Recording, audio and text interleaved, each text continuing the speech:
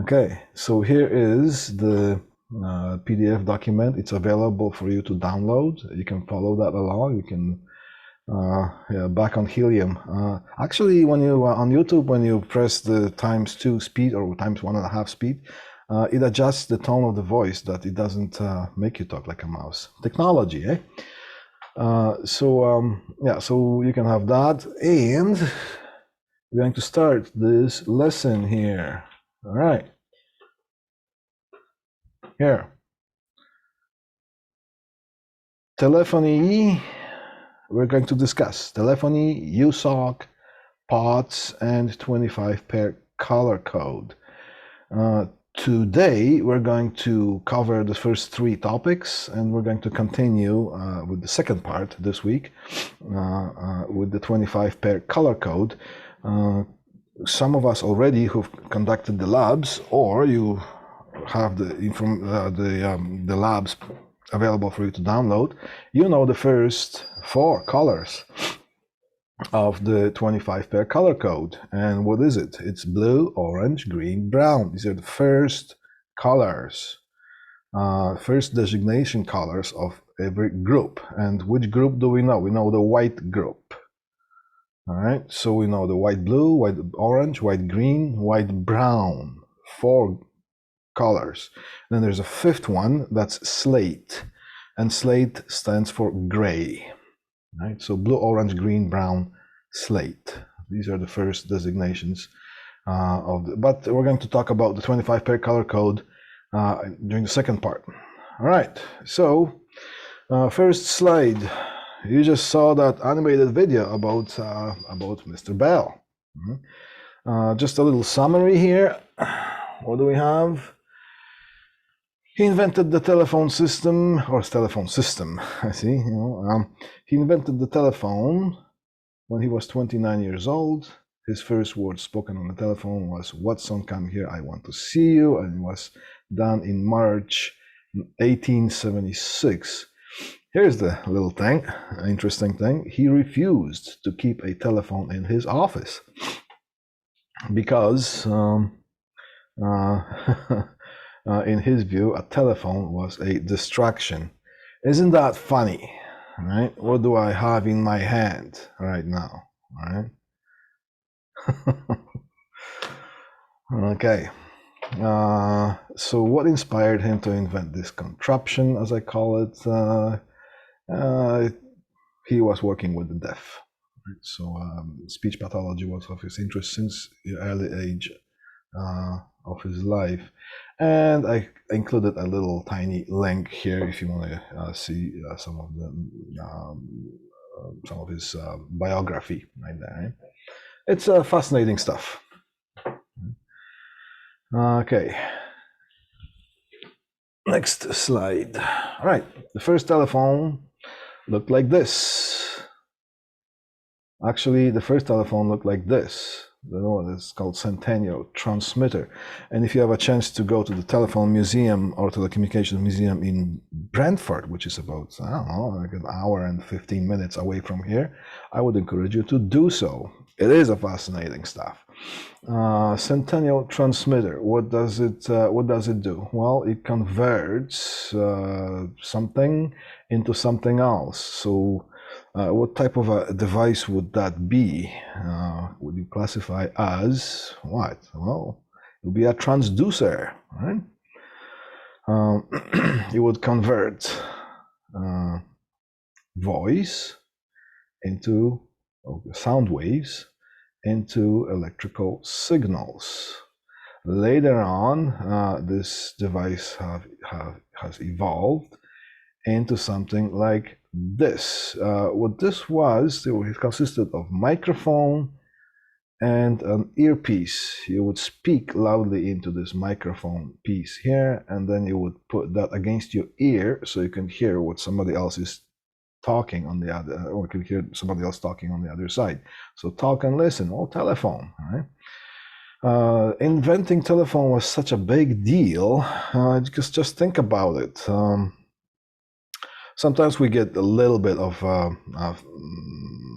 picture of what's going on when the stuff that you have that you're able to use, all of a sudden you can't use it. Well, what could it be? There could be a water main break somewhere in the street, and all of a sudden you have no water in your house, something that you would take for granted. It would be a normal thing, but all of a sudden, oh my God, something is, we don't have it. Then same thing as being able to communicate over a distance, as I am doing right now. See how far this technology has gone?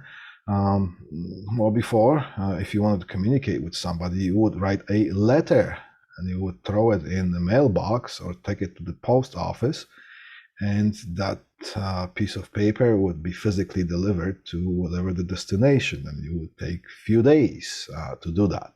Right? So inventing a telephone that you can pretty much talk to somebody on the other side of the street or across the city or in another city, that was a huge deal. All right. It was such a big deal that they used to make, a couple of movies were made about using a telephone. Do we have movies about using a telephone right now? No, we do have some. Sometimes you see people using telephone in the movies, but we don't make movies about, how wonderful telephone is because we can talk to someone, right? So, for forever, I'm just trying to, because it says actor portraying Alexander Graham Bell in 1926 silent film. Funny enough, okay, the film was silent and it was about using a telephone, right? It shows Bell's first telephone transmitter and microphone invented in 1876. For the longest time, I'm trying to find out who that actor was, what the name of the actor was, but I can't. And I'm just, maybe one day, somehow, it's going to get to me some way, right? All right. How was it a big deal? Look at this guy here. In their offices, the telephones would look like this. Here would be a big tube that you would speak to, and you would have something like that. The the speaker or the loudspeaker, you would stick it right into your ear, right? And look at this, how cool this guy looks, because he's using a telephone. Right? Here's a piece of plywood or something, and here's that thing. Right? Again, I'm holding this in my hand right now. Right? All right, and this would be a picture of Mr. Bell using a telephone. They would have live demonstrations on how the telephone was used. All right, so there came the implementation of things. Because what good is an invention if you could just keep it in your drawer? So the idea was to implement that so it could be used. There would be multiple people wanting to talk to multiple people, so something like telephone exchanges were built. And the telephone operators would be hired to operate those telephone exchanges, or something that's called a central office. So here's the terminology started to come about. So a telephone exchange or central office would be the place where all the telephone wires would home run to, and they could be patched to whoever wants to talk to whoever. They will be physically patched using those quarter-inch plugs. Saying, if you don't know what quarter-inch jack looks like, quarter-inch jack looks like if you play a guitar. Here's a guitar cable that you plug into a guitar. It's still being used, not for using telephones. So in a small town, the central office would look like this, with an operator, and she would have the headset right there, so she could hear the client talking. And this here, sticking out of her chest, hanging on her neck, it was a microphone. Right? So that's what those microphones looked like at that time. Bigger cities, again, those telephone exchanges would look like this. Notice that when you see those old pictures from the early telephone exchanges or central offices, you can see pretty much mostly women being hired at first. Well, that wasn't not entirely true. Men were hired as well. However, it just came to that. Well, he was dealing with the clients, so the guys who were be hired as operators, they were not as patient as the women would be with the clients. So sometimes the guys would lose patience quicker than the women would, when the client would be hard to deal with. So then mostly women would be hired because they'll be more patient than the man. Okay, so here's as far as that. Now the central office looks like this. From a whole culture of workers being hired to do that, how it would work. You would lift the handset and the connection would be made to the central office, and there would be a light lighting up at the operator's console, and the operator would switch to that circuit, so they could talk to you, and you would not hear a dial tone. The first thing you would hear, it was number please. That was the thing, number please. You would lift up the phone and you will hear number please. Right? So you go, can I talk to 37 or something like that? So now it came all from that. Here is what the telephone exchange looks like. It's basically a bunch of computer equipment right now. And quite often there's nobody in there. If there's somebody there, it's just because that thing needs some sort of a service. Right? So central office, notice that I capitalized those CO, right? Because some of the terminology spilled over into today's times. CO. If you are talking about the telephone line, quite often it is being referred to as the CO line. A CO line is a telephone line. It comes from the central office. Okay.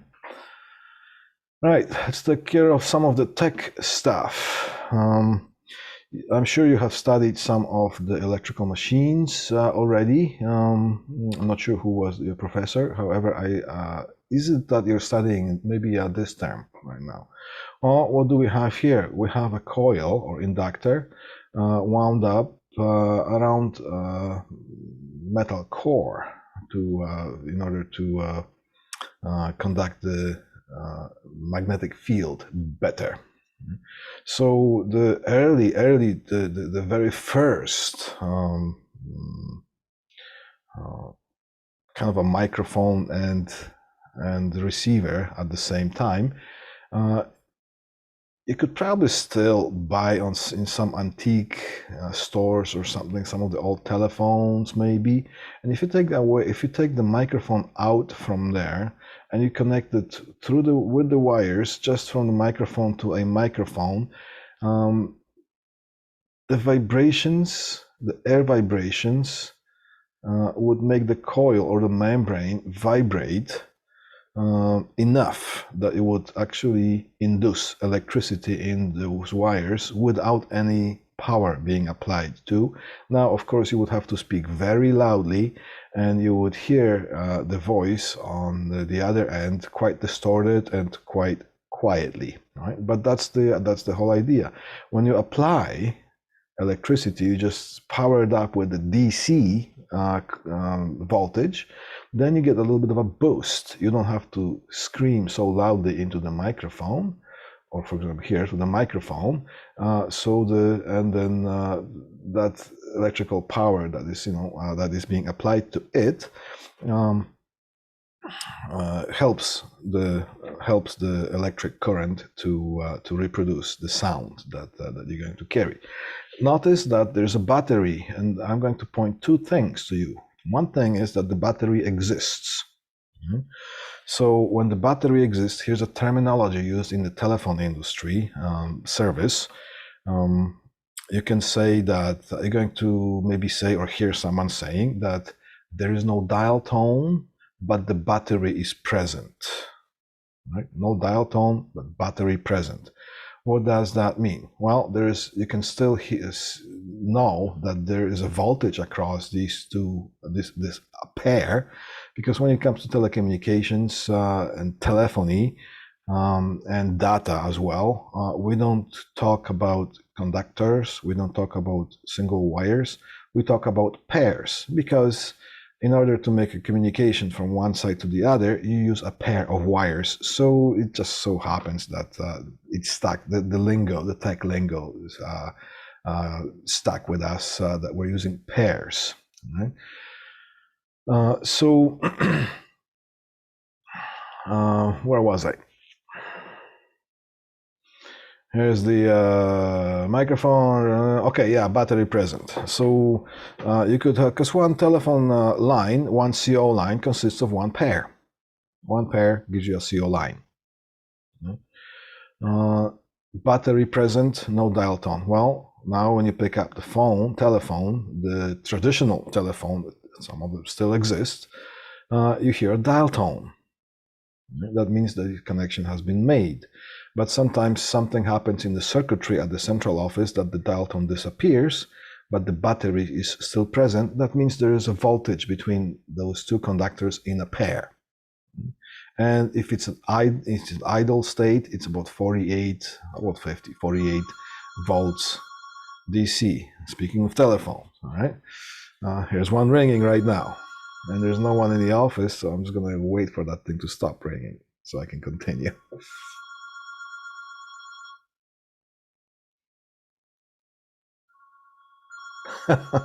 I can't because it's somewhere there behind me. All right, it stopped ringing. Okay, so so when it comes to battery present, there's a DC voltage. When it's idling, it's about 48 volts DC. So that's one thing that I pointed out to you, that there's a battery. Right? Now, how is the battery voltage supplied? The battery voltage is supplied by the central office, and it goes over the overhead wires or underground, whatever, and the voltage is being supplied to, let's say, your house. Right? Excuse me. It's independent of, that voltage is independent of the whatever power being provided to your house. So if there's a power outage, your lights go down, your phone is still operational, because that pair, that cable that runs from the CO, from the central office, that CO line is independently powered by the central office. Also keep that in the back of your mind, because we'll talk about that later when we talk about telephone systems. The other thing I'm going to point out to you is, notice, I'm going to zoom it in a little bit. Too much. How is the battery arranged? There's a cable or conductor going through the battery, and it's earthed or grounded. Right? Then on the other side, there's also ground, and excuse me, and it's the ground is supplied to one side of the inductor here, or the apparatus, and there's one wire going across. Right? So in the early days, there will be a ground start, called ground start. There's not a complete loop, because only one wire was extended and the earth was used as the other conductor. Right? Now there's something that's called a loop start. In order to start the conversation or initiate or start the connection, you use a loop, which means you have a whole pair going. The ground is all escaped. Now, one thing I'm going to point out to you is the second thing. Look at the polarity of it. You have the negative going to the apparatus on one side, and the positive side of the battery. If you look at the DC battery, the longer prongs represent the positive side of the battery, and the shorter prongs represent the negative side of the battery. You see that the battery, which is basically floating independently in the air, the positive side of the battery is being presented to the ground. Right? So when you have a CO line in your house, you're going to have 48 volts DC across that pair. But the active pair, the active conductor in that pair is negative towards the ground. So the grounded wire is the positive side of the battery, and the other wire is negative 48 volts when it's idling. When it is ringing, the whole voltage jumps to about 90 volts. The standard is 90 volts DC minimum. It can go to 110, 120 or something like that. However, the current availability in that pair is not as great as the one as the power in your hydro outlet in your house. So yes, you're going to feel a little zap if the phone is ringing if you're holding that, all right? But it should not, and again, it should not damage you. However, people can try. So I shouldn't say, the should is a relative term. All right. Does it work? It should. I know it should. All right. So it's a technical term. All right. Now, the reason for that is that the positive part goes to the ground instead of the negative part that goes to the ground, is that in the early days, when the wires were extended between on the telephone posts or telephone poles, it was the other way. The ground was negative and the wire was used as a positive. The wires would corrode. All right. Now, the one way by experimentation or by knowledge, it was determined that if the polarity was reversed, then the overhead wires would not corrode as much. So the problem of corrosion. So that's why the polarity is the way it is, right? So the positive part of the battery that is present in the CO line is of a ground potential. And then the other one is negative 48 volts at the idle state. When it rings, it jumps to minimum 90. Right? You gotta remember those numbers. All right, patent in 1876. See that? 1876. It was patented in March 7, 1876. That was a long time ago. All right. All right. So first, the telegraph was being used. Just by using that patented telegraph, then the telegraph was converted into a telephone. Some of us have seen that animated version of Mr. Bell invention. And of course, there will be telegraph operators using telegraphs, and a Morse code was implemented in order to communicate the messages. So Morse code was a bunch of dots and dashes that would represent certain letters, and you would just use those dots and dashes to combine those letters into words. And if somebody was trained well enough, they could transmit the messages quite fast. And of course, the other trained person would be able to receive those messages quite fast. It took some training. Big thing, one of the biggest things that was implemented in that would be, the communication between cities, but also was still being used in the Second World War. Right? But some of the Morse code was transmitted over the air instead of the wires, some wires as well.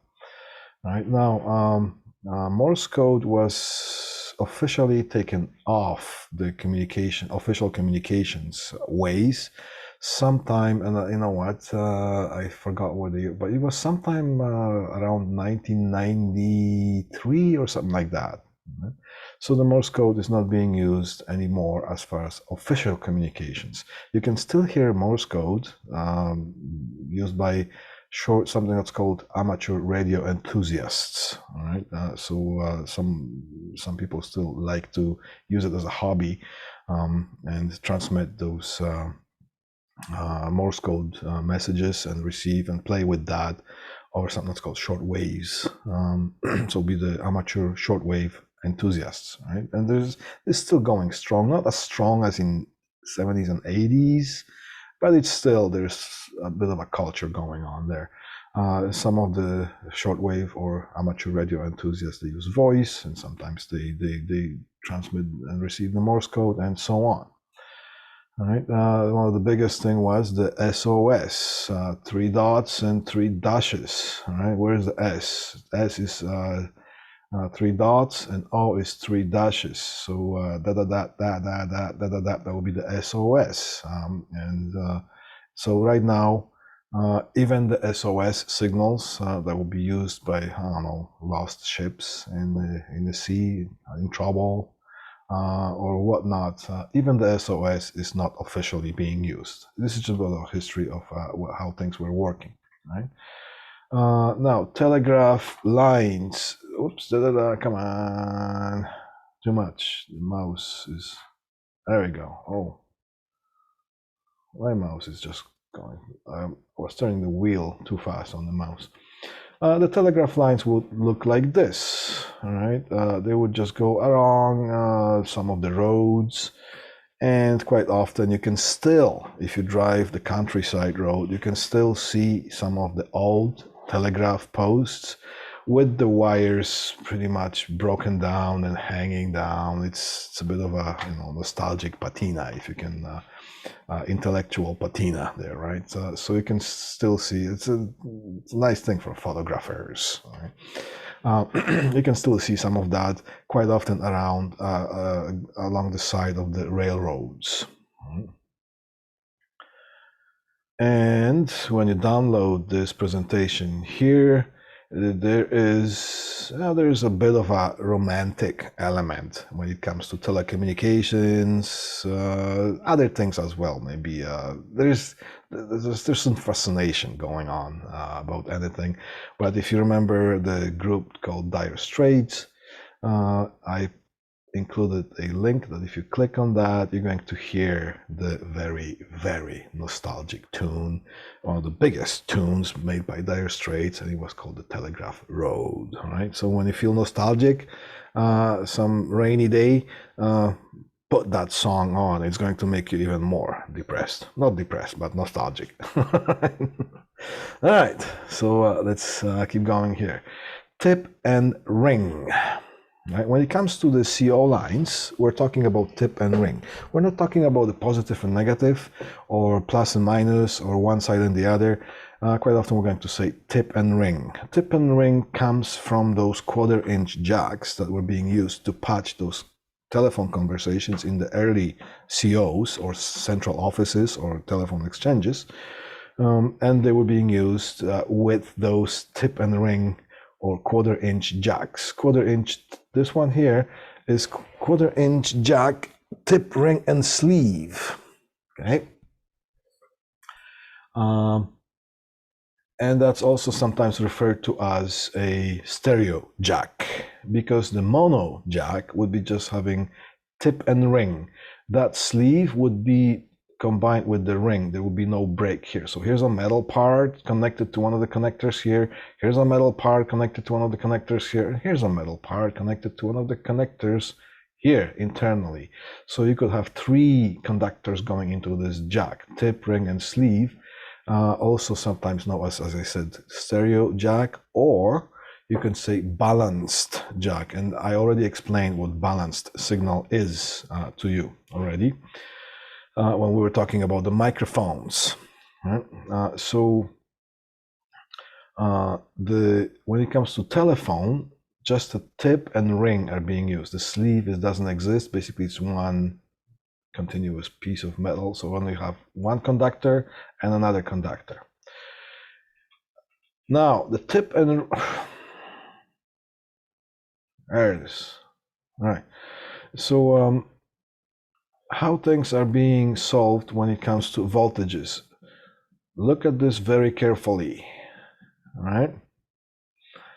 Here's the ground, and the line is still grounded, but we have a complete loop already. So we're not using the ground to transmit the signal or to be a reference. However, part of it is still grounded.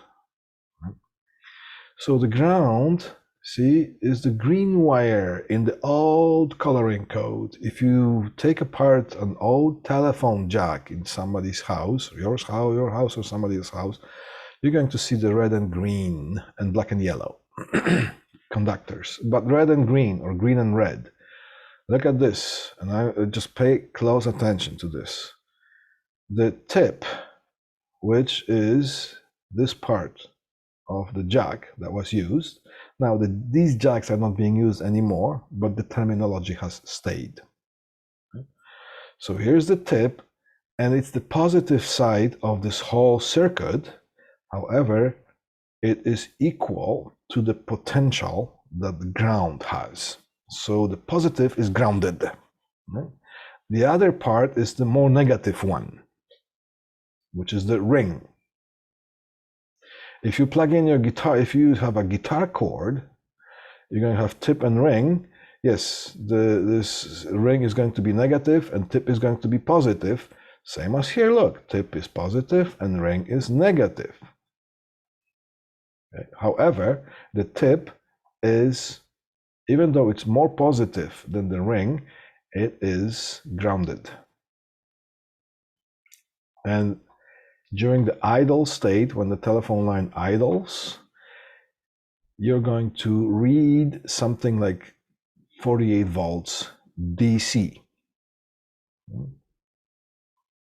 Sometimes you can put a meter on it. Sometimes, when we get to the description of the equipment that's being used, test equipment and so on, I'm going to show you a toner. When you plug in a toner into the telephone outlet, if the polarity is good and if the voltages are good, you're going to get a green light, green LED lighting up. If the voltage is reversed because somebody wired that backwards, then you're going to get a red light on the toning device. You can switch the toner device from presenting a tone onto detecting a line, telephone line, or sometimes it just detects automatically, right? So 48 volts, if you don't have a meter or if you don't have the toner, you can still quite easily find out what the if the battery is present, if the line is active, connected somewhere. Basically just stripping a couple of maybe half an inch or quarter inch of each of those conductors from that pair, and you're just gonna wet your finger wet enough, and you're going to put those wires right beside each other, and one of them is going to start foaming. And you're going to feel just a tiny bit of warmth on your finger. That's just a quick test sometimes when you are too lazy to go to your van and get a meter. So here's how it works. Tip and ring. It comes from these jacks that were being used. The jacks are not being used again anymore, but the terminology has stayed. So when we talk about the CO line, we're talking about tip and ring. And the tip will be connected to a green wire and will be more positive than the red, which will be the ring. And across these two, you're going to have minus, well, you're going to have 48 volts across those two tip and ring wires. That means that the battery is present. On top of that, when it comes to the telephone line, there is a dial tone being imposed or superimposed, so you can hear the dial tone as well. But there are two different circuitries. And sometimes something happens to the dial tone circuitry and the battery is present, but there's no dial tone. Right? There's also other concept with not having dial tone. We'll get to it soon enough. Today, yeah, I think we're going to have time for that. So here is the idea of a tip and ring. Very popular terminology that is being used as a technical lingo in the service industry by the technicians and engineers. So again, as a review for that,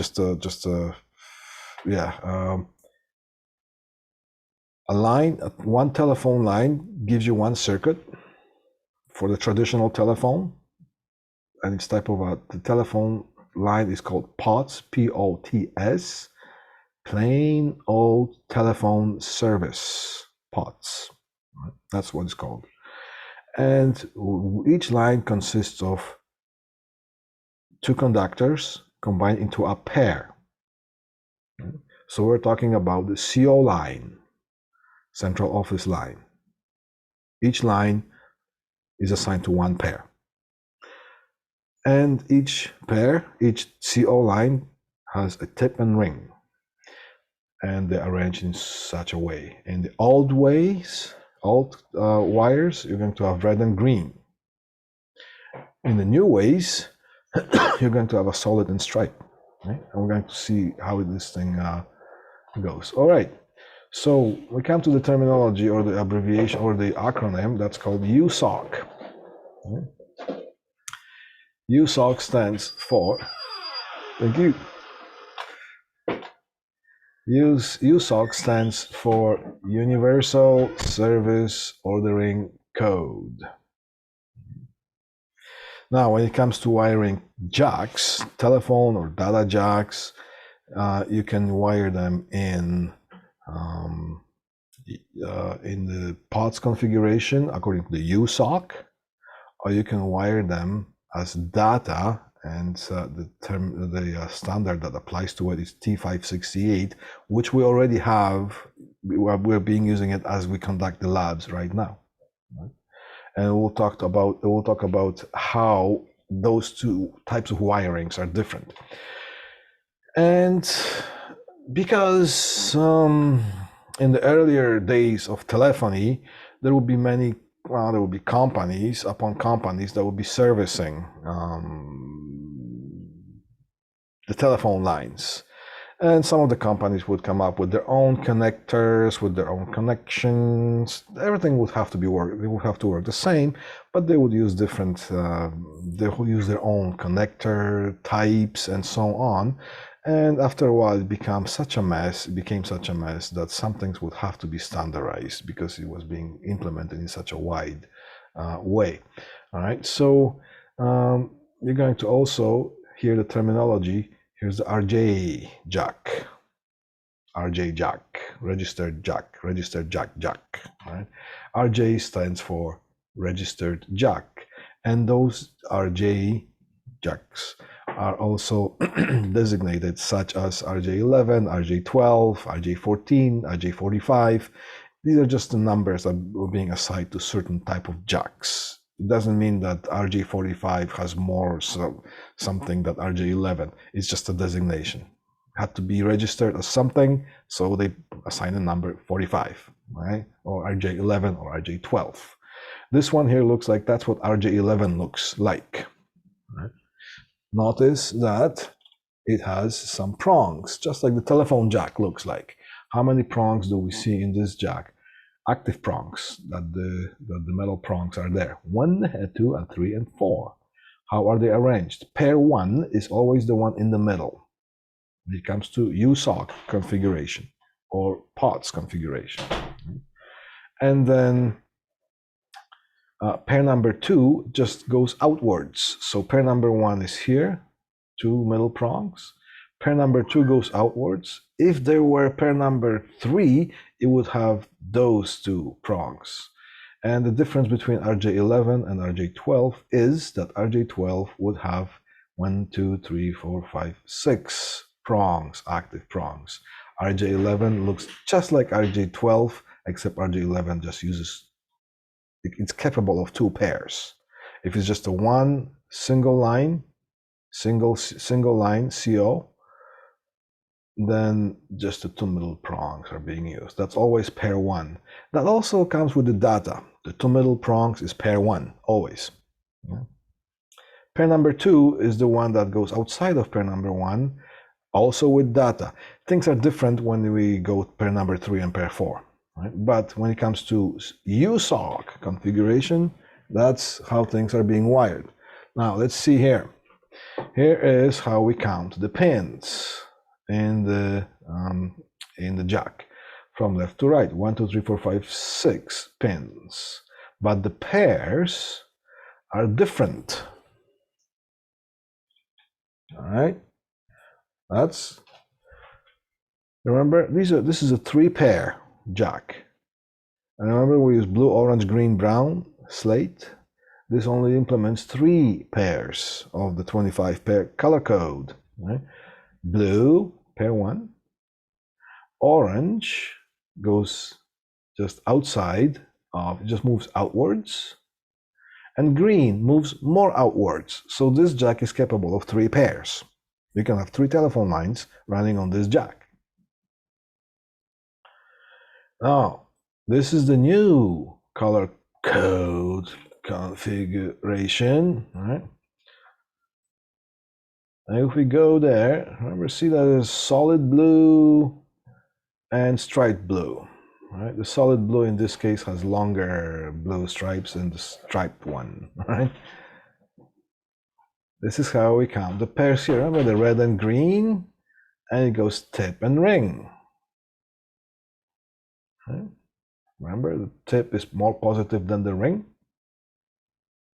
48 volts between those. And then it goes tip and ring, and then tip and ring, and then tip and ring, right? It just kind of, it exchanges that.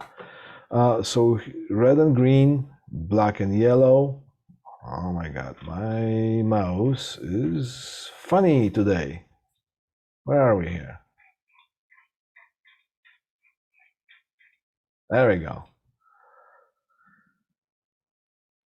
So the old color code would be tip and ring, green and red, and then tip and ring, black and yellow, and the tip and ring, white and blue. How does that translate into the new color code? Well, pair number 1, yeah, pair number 2, and pair number 3. You can use data cable to transmit telephone lines, but not the other way. You can't use telephone lines to transmit data cable. It has to do with the twist. All right, RJ14. It's just RJ14. All right. What does it look like? It's a typical surface mount type of a jack. How can we see the pairs? You can see red and green that are connected to the first to the middle pair of those prongs, and then black and yellow. But if there is just one telephone line that you're going to connect to that jack, you're just going to connect the green and red, and that's it. And these are the screw terminals. It's a surface mount jack. You can mount it on the surface of a wall, for example.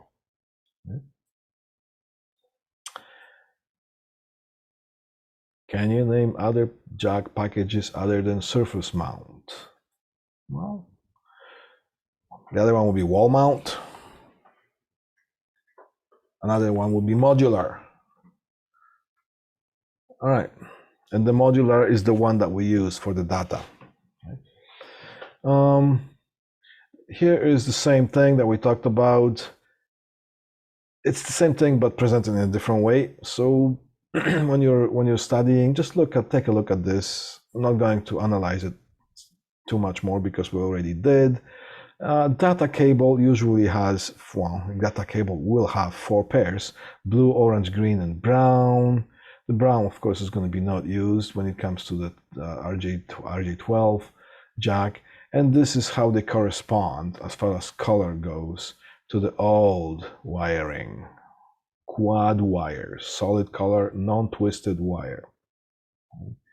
Now, non-twisted, also when it comes to using telephone conversations, the pairs should be twisted. Sometimes you want the pair to be twisted, and sometimes you want the pair to not be twisted. When it comes to using telephone conversations, we use the twisted pair. The problem with the untwisted pair is that the electromagnetic field that forms around the pair can induce itself, or can induce voltage and cause interference in another pair that's in the same cable. If you have a twist in the pair, then the electromagnetic field is dispersed. It doesn't build up as strong. And then you have another pair beside it that is also twisted. Those twists are not aligned with each other, so that's good. so the interference is even less. And plus, when it comes to twisted pair cables, each pair is twisted at a different rate, just to prevent the interference. Whenever you're in the lab, we have that mounted on that, there's that storage cage there. So I put a plywood board there, and I mounted some of the devices. This is a device that's called a demarcation point, and quite often you're going to see that in the residential setting when, for example, you don't need too many lines. Excuse me, this one is capable of only 2 lines here, right? And you see there's the RJ jack here with the telephone jack. And there are the terminals, red and green, right? So it'll be a tip and ring. Right? And internally, I'm not sure if you can see this or not, you can see those wires that are connected to this jack, they run into those screw terminals right here. Here's the red, here's the green from one. And here's the red, and here's the green. So this demarcation point, and demarcation stands for entry, point of entry. Demarcation is point of entry. So you would see something like that on the outside of your house, or sometimes on the inside, in the basement. Now, over here, the left part here, and it's also grounded. Those dies here, they serve as a lightning protection. They have certain amount of resistance that normally they are not going to cause any conduction. However, if lightning strikes, if there's too much voltage, that voltage that is induced by the lightning is going to be grounded through this material right here. So hopefully, there's no guarantees whatsoever when it comes to lightning. The lightning spike is not going to travel further than that.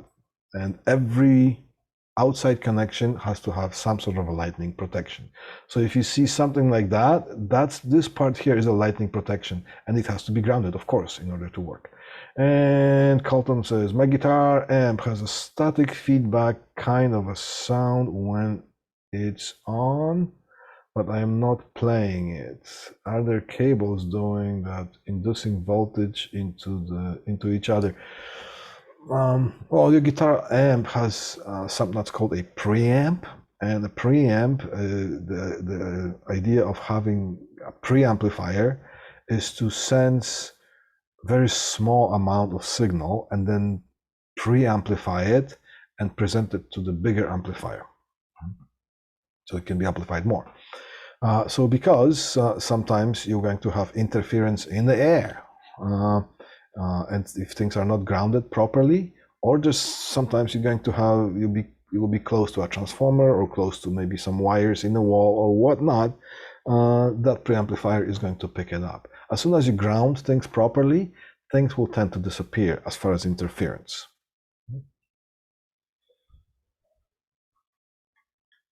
All right, so here's the demarcation point.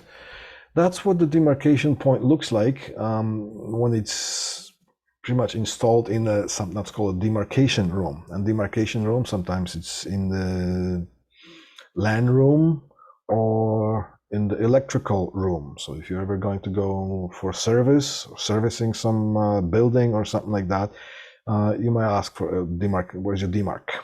Or where's your demarcation point? If they don't know what you're talking about, you're going to say, oh, is there any electrical room that I can take a look at? Maybe the connections are running there. Right? So what happens here, in this case, we have all the CO lines running. This is like a bigger building. Look how many lines do we have here. Can we count the lines? Yes, we can. 25 pairs. 25 pairs, 25 pairs, and 25 pairs. 50 plus 50, 100. This is a 100 pair telephone trunk line. Right? It contains 100 pairs. And over here, if you open that, you're going to find buttons in order to activate that line or not. Right? So if there's a building, like a maybe small mall or something like that, you're going to have a big telephone service provided there, and the lines are going to be activated based on whoever purchases those lines, because there could be a main electrical room or main demarcation point for a building that serves maybe 15 stores.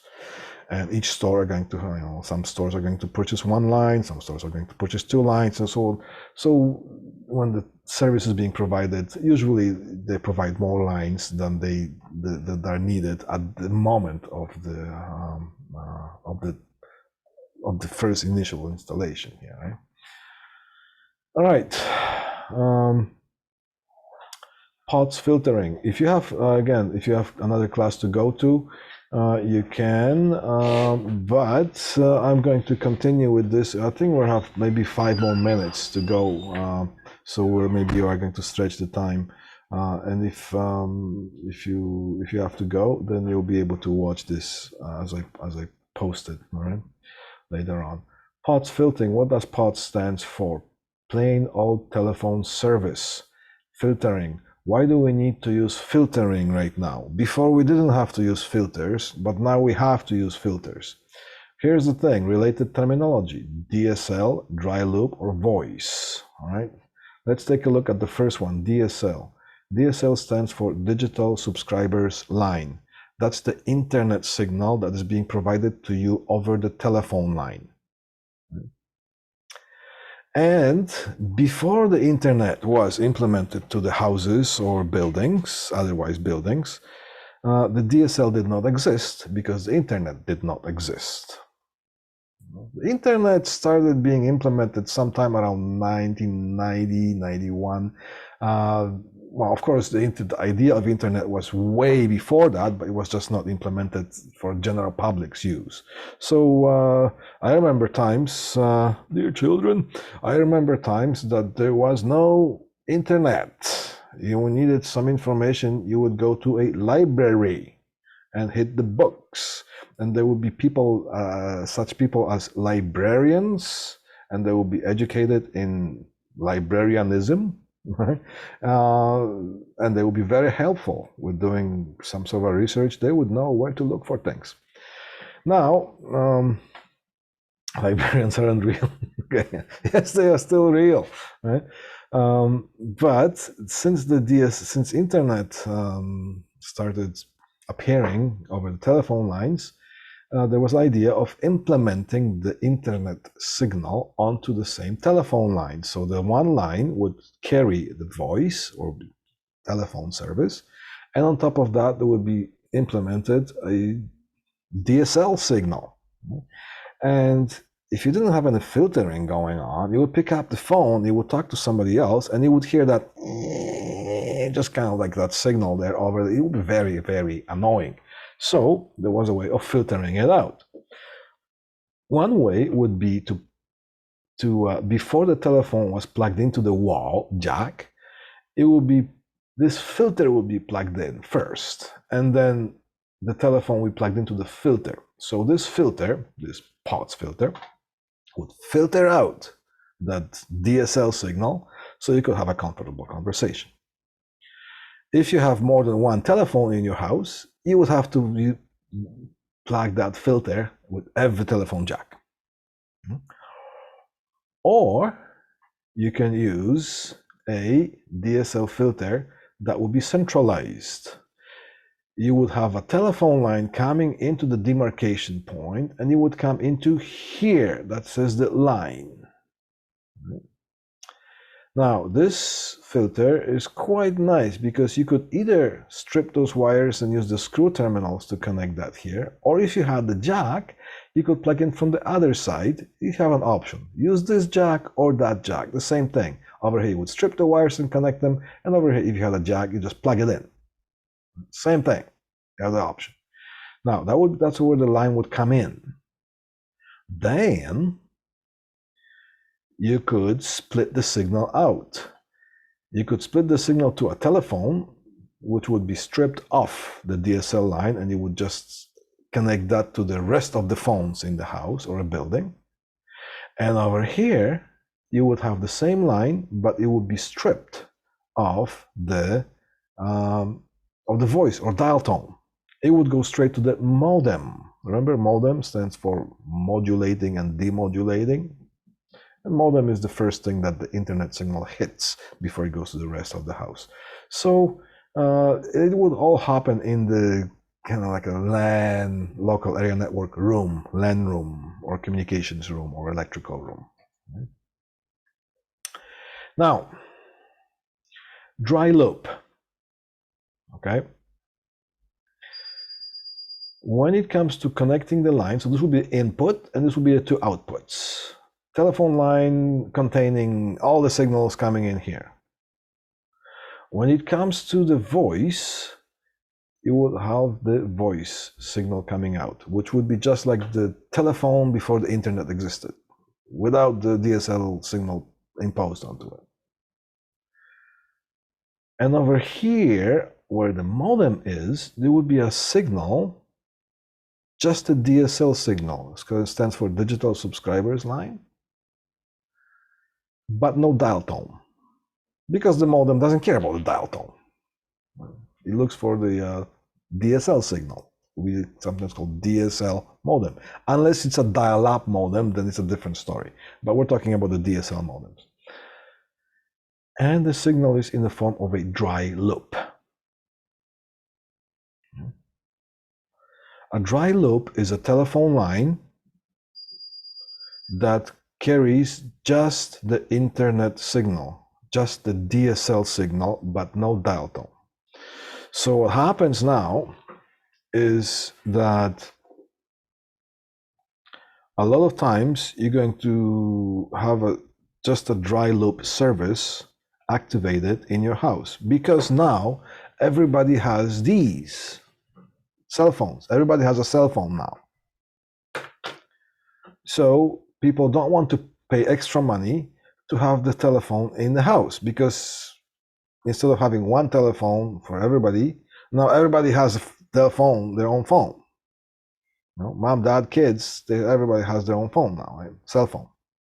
So they don't want to pay for the extra service that would have a telephone that would be associated with telephone number and so on. So they can order a dry loop. Right? A dry loop is a telephone line that has no telephone signal. It's just a DSL signal, internet.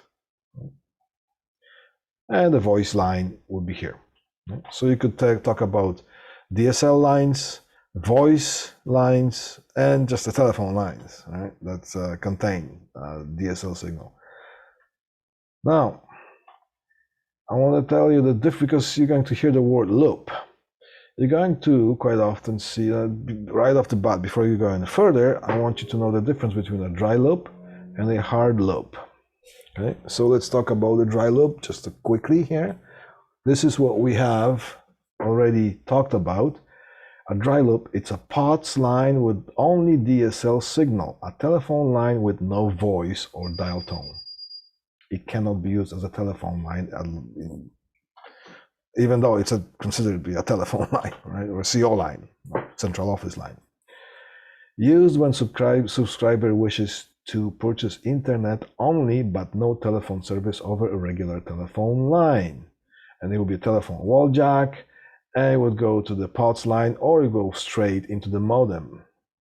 And then from the modem, you will have the otherwise connections. Now here comes the here comes the hard loop. That's a dry loop.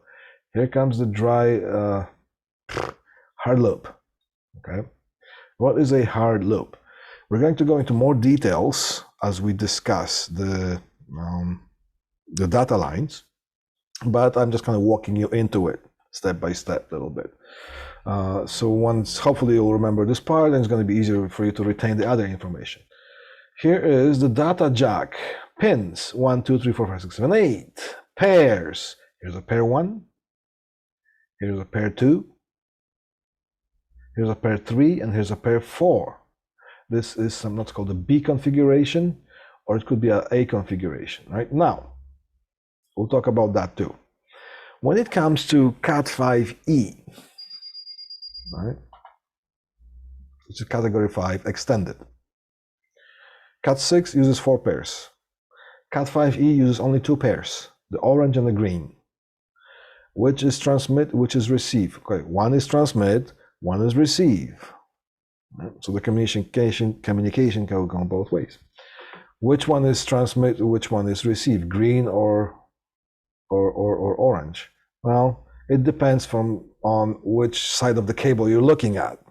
One is transmit, one receive, the other one will be just the reverse, right?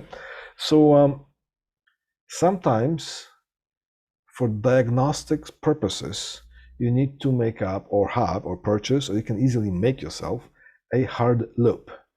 A hard loop basically loops them up. It connects the receive to transmit. It's just looping it up right at the jack level. So somewhere from the central office or somewhere from wherever the equipment is going to have the cable running with one transmit and one receive line. And if sometimes you need to perform some diagnostics on the other side, you're going to plug it with a hard loop, which basically you're connecting the transmit to receive. You're looping it up, so the diagnostics can be done on the other side. So that is the idea of a hard loop. Right? You can buy those, not very expensively, or if you're in a pinch, you can just cut a patch cord, which we're going to make, and it just basically connect the solid orange to solid green and the stripe orange and stripe green. Bang, you got yourself a hard loop right there. Right? So here's the difference between a dry loop and a hard loop. Dry loop is a telephone line with just a DSL signal, no telephone. It's a telephone that doesn't have a telephone signal. And a hard loop is a diagnostic tool that you plug in for the data purposes. It's a diagnostic thing. Pressing control button here. And all right, we got one more slide. Right. When it comes to connecting telephone lines, those would be the old way of connecting the lines, telephone lines. Here would be the outside, going to the demarcation point right here, and you would connect those jacks in parallel, right? So let's say there's only one line, and you would have from the demarcation point, you would have the cable going, and you would have red and green going to the appropriate prongs, right? And then in a parallel connection, you would just go and connect that, and you have more than two jacks. You can just keep going. It would be called a daisy chaining. And it worked in the old days that you would have only one line. So the thing would be that you could have a phone in the kitchen and you could talk to somebody, and somebody in the living room could pick up another phone and you would just tap into that because everything is done in parallel. So you could hear that you could join the conversation that way. Right? Now, when it comes to, so that would be the telephone in the walls. Yeah, that would be the daisy chaining way of doing it. Right? Now, when it comes to wiring houses for telephones or buildings, I keep talking about houses, you're not going to use right now anymore. We can, but it's encouraged that you don't use just the regular telephone jacks. You can use data jacks. Why is it better to use data jacks? First of all, they're not that expensive anymore.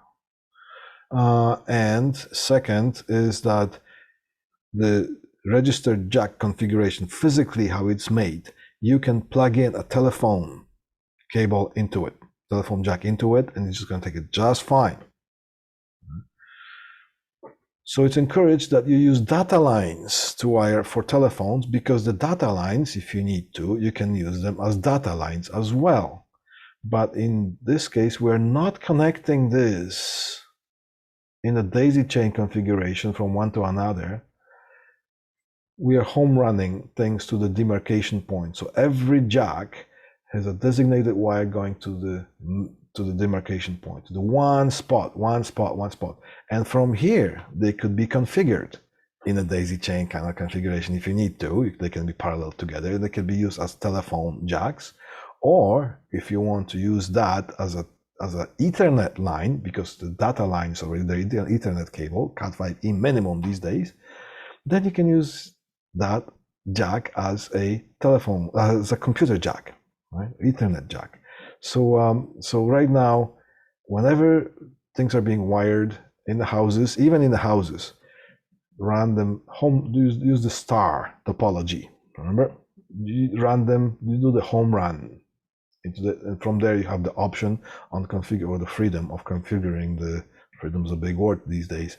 You have the freedom of choosing the type of a connection that you want to make to that. Right. So this is it for today. Next thing, we're going to see each other, which will be not tomorrow. Tomorrow is going to be just a repeat of today's class. We're going to start talking about the 25 pair color code, and that is going to also be followed by a lab. We're going to connect something that's called a BIX frame or BIX terminal, right? Using the 25 pair color code, right? Right. So that's it for today's lesson.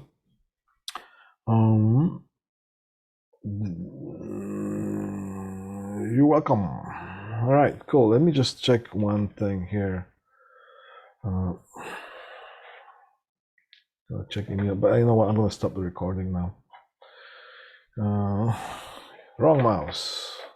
I got my mice confused. All right, have a great one, guys. As far as recording, stop.